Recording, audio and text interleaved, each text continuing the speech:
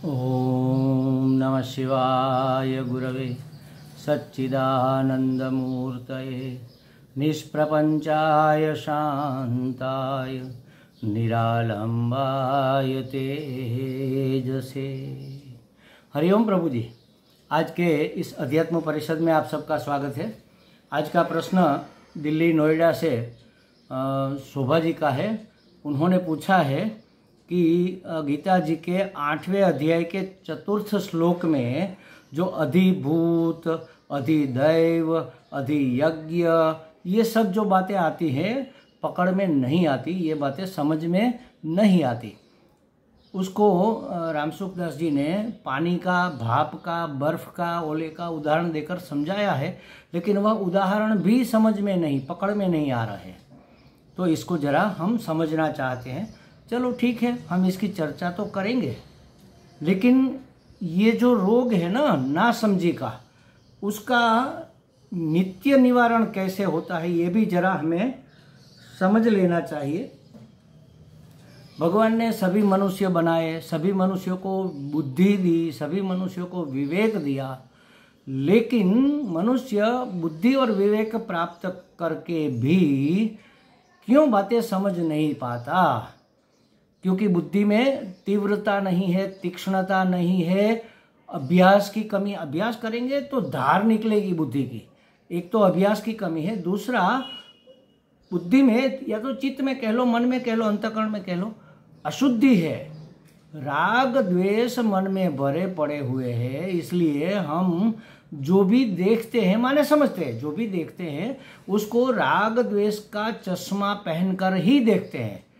तो राग से रंजित होकर, द्वेष से दूषित होकर कोई बात हमें स्पष्ट समझ में कैसे आएगी? शास्त्र को समझना है तो सबसे पहली शर्त है अंतःकरण शुद्धि की। हमारा किसी के प्रति राग न हो, किसी के प्रति द्वेष न हो। अगर राग होगा एक के प्रति तो दूसरे के प्रति द्वेष होगा। अगर किसी के प्रति द्वेष है तो कोई ऐसा होगा जिसके प्रति हमारा राग होगा ही होगा। अपने बच्चों के प्रति, अपने पोतों के प्रति, अपनी बेटियों के प्रति, अपने कमरे घर के प्रति, अपने शरीर के प्रति, अपने वस्त्रों के प्रति, अपना जो कहा जाता है उन सब के प्रति हमारा राग होता है। उस राग की पूर्ति में जो बाधा रूप बनने जैसा हमें लगता है या तो बनता है, उसके प्रति हमारा द्वेष होता है। तो ये राग द्वेष जब तक अंतःकरण में है तब तक महाराज कई बातें शास्त्र की हमें समझ में नहीं आएगी। बिल्कुल सीधी सी बात यहाँ पर गीता जी में भगवान कहते हैं, फिर भी देखो ये बात हमें पकड़ में नहीं आ रही है। कई लोगों को नहीं आती, आपकी एक की बात नहीं है। पहले तो अभ्यास नहीं, अभ्यास से क्या होगा कि शब्द की स्पष्टता होगी, शब्द खुलकर हमारे सामने उसका अर्थ प्रकट करेंगे। तो शब्दों से परिचित ही हम नहीं है। अधिभूत माने क्या, अधियज्ञ माने क्या, अधिदैव माने क्या, अध्यात्म माने क्या, इसका हमारे पास कोई स्पष्ट समझ नहीं है। क्यों नहीं है? क्योंकि एक तो हमारे अभ्यास की कमी है, उसके प्रति निष्ठा की कमी है, और दूसरा हम राग द्वेष के चश्मा पहनकर उसको देखते हैं, उस अर्थ को। इसलिए बातें समझ में नहीं आ रही है। कोई बात नहीं, धीरे धीरे ये सब चीज़ें, मैं ये नहीं कहता कि आप आज ही वैरागी बन जाओ, बन जाना चाहिए, लेकिन नहीं बन पा रहे हैं, ये बात अलग है। तो उसके लिए अभ्यास करो, भगवान से प्रार्थना करो, और जितनी हो सके उतनी जागृति रखो कि हमारा किसके प्रति राग दृढ़ न हो जाए। राग तो है, लेकिन वह दृढ़ नहीं होना चाहिए। उसको धीरे धीरे हमें डाइल्यूट करना है, उसको कमज़ोर करना है। राग को धीरे धीरे हमें पतला करते करते उसको नष्ट कर देना है। राग मिट जाएगा तो द्वेष अपने आप मिट जाएगा। हमें लगता है द्वेष हम नहीं करेंगे, ये आसान है, राग करना इसमें क्या है, ये तो आसान चीज़ है, द्वेष करना मुश्किल है। ऐसा नहीं है, वास्तव में राग मुश्किल है। राग को छोड़ना अत्यंत कठिन है। राग छूट गया तो द्वेष अपने आप मिट जाएगा। किसी के प्रति राग नहीं है का मतलब हुआ किसी के प्रति द्वेष भी नहीं है, और तब हमें बातें अपने आप स्पष्ट समझ में आएगी। तो ये एक उपाय आप अपने जीवन में, हर एक की बात है, हमें अपने जीवन में अपनाना चाहिए, ताकि हमें शास्त्र की बातें, जो सत्य वस्तु है, जो यथार्थ चीज़ है, वो समझ में आए। अब देखो, इसको देखते हैं जरा, इसकी चर्चा भी कर लेते हैं, आपका समाधान भी हो जाना चाहिए। अधिभूतम क्षरो भाव, 8वें अध्याय के 4थे श्लोक की बात हो रही है। अधिभूतम क्षरो भावः पुरुषश्चाधिदैवतम। गीता जी के 8वें अध्याय के 4th श्लोक में भगवान कहते हैं अधिभूतम क्षरो भावः पुरुषश्चाधिदैवतम। अधियज्ञोहमेवात्र देहे देहभृतां वरम। देहभृतावरम, देहभृत माने देहधारियों में, वरम माने श्रेष्ठ। वर, हम कहते हैं ना, भगवान हमें वर दान देते हैं, श्रेष्ठ का दान देते हैं। भगवान ये कहते हैं कि मांगो, जो मांगो मैं दूंगा। तो मांगो, मांगने की चीज माने वर, ऐसा अर्थ नहीं है। वर का अर्थ है श्रेष्ठ। इसलिए तो जिसकी शादी होती है ना, हम उसको कहते हैं वर, क्योंकि जो बाराती सब लोग होते हैं उसमें सबसे श्रेष्ठ तो वही होता है, जिसको हमारे शास्त्रों में ऋषभ भी कहा है। ऋषभ माने गायों के झुंड में एक जो बैल, जो खूंट होता है, जो नर होता है, उसको ऋषभ कहते हैं। तो सभी से श्रेष्ठ उसको वर कहते हैं। हे देहधारियों में श्रेष्ठ अर्जुन, यहाँ अर्जुन से बात कर रहे हैं तो उसी का संबोधन है। हे देहधारियों में श्रेष्ठ अर्जुन, क्षरः भावः, क्षर माने क्षरणशील, उत्पत्ति और विनाशशील, जो पैदा होता है और मिटता है धीरे धीरे। हर एक वस्तु, व्यक्ति, पदार्थ, परिस्थिति, इसमें ये षड विकार होते हैं। जो उत्पन्न हुआ है उसमें ये षड विकार होता है। जिसका सर्जन हुआ है, जिसका जन्म हुआ है, जिसकी उत्पत्ति हुई है, जिसका प्राकट्य हुआ है, उसमें ये षड भाव रहते हैं। जायते, अस्ति, वर्धते, विपरिणमते, अपक्षीयते, विनश्यति, ये क्षर भाव है। तो पहले जन्म लेता है, जन्म लेकर फिर टिकता है, फिर जायति, अस्ति, जायते, वर्धते, फिर बढ़ता है, आगे बढ़ता है। विपरिणमते, जो बनने के लिए जन्मा है वो बन के रहता है, फिर बन गया, फिर क्या होगा, फिर शरण होता है। जायते, अस्ति, वर्धते, विपरिणमते, अपक्षीयते, क्षय होता है उसका। क्षय होना, उसी का नाम क्षरण है। क्षय होता है और फिर विनाश होता है। यहाँ क्षर भाव कहा, क्षर माने उसका क्षय होता है। क्षय किसका होगा? जो परिणाम को प्राप्त हो गया। परिणाम को कौन प्राप्त हो गया? जिसका वृद्धि विकास हुआ। वृद्धि विकास किसका हुआ? जो जन्म के बाद टिका हुआ है। माने कि हर एक पदार्थ जो हमारे दृष्टिगोचर है, हमारे इंद्रियों के दायरे में आते हैं, वह सब क्षर है। क्षर भाव माने, भाव माने बनना, उत्पन्न होना। तो उत्पत्ति विनाशशील धर्म वाले सब पदार्थ उसको क्षर भाव कहते हैं। अधिभूत, वह सब अधिभूत है। भूत माने हमारे आसपास नाम रूपात्मक प्रपंच, पंच महाभूतों से बनी हुई हर एक व्यक्ति, वस्तु, पदार्थ, परिस्थिति, वह सब भूत है।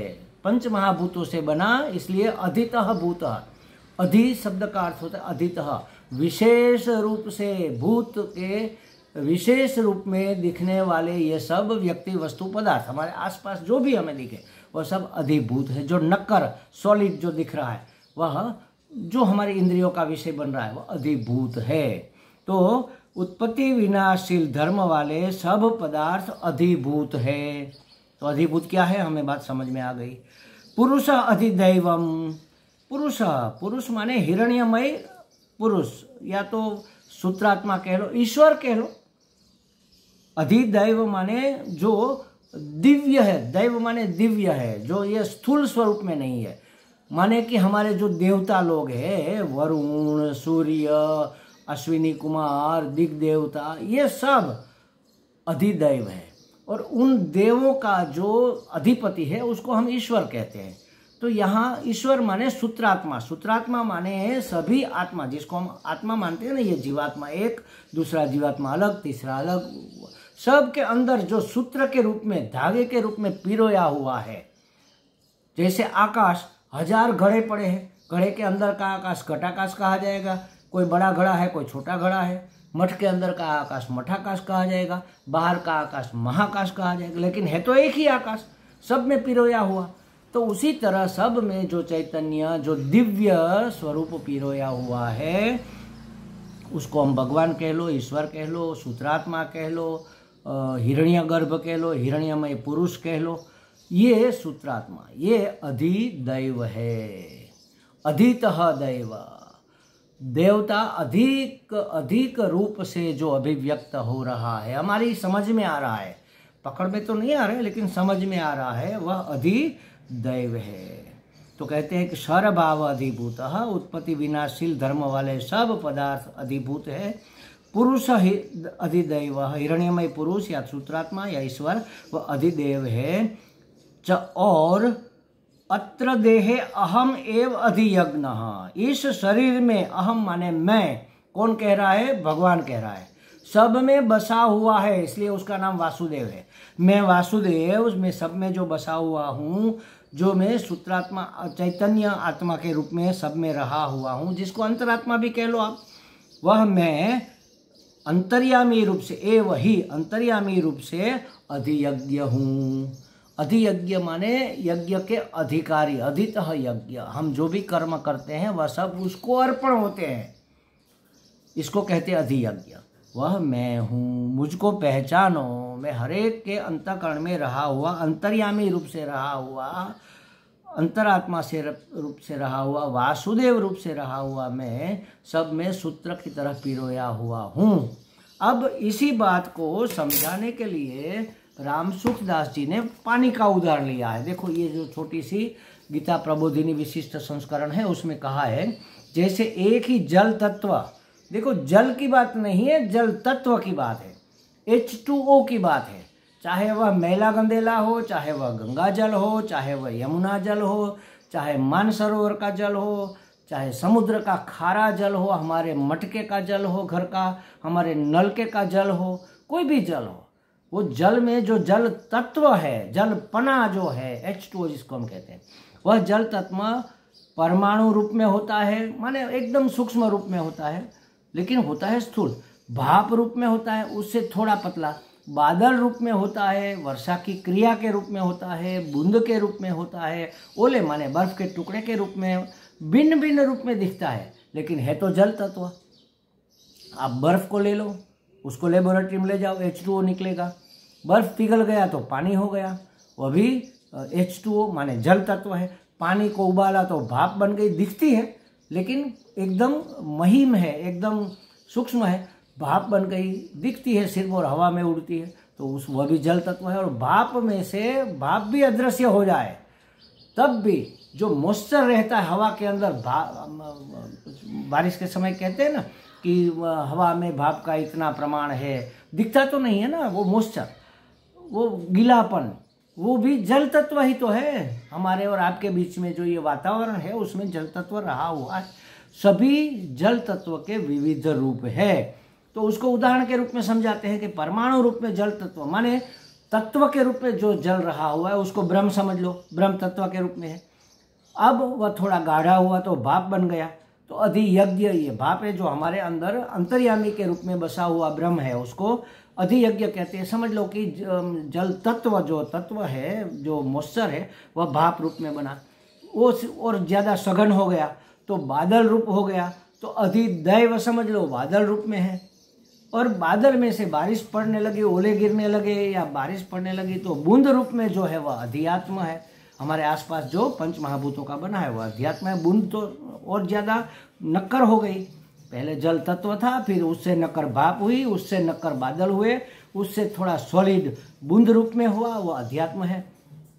और जो वर्षा की क्रिया हो रही है उसको कर्म कह लो, और बर्फ के रूप में जो जल है उसको अधिभूत कह लो। अधिभूत माने पंच महाभूत बर्फ के रूप में, स्थूल रूप में रहा हुआ है।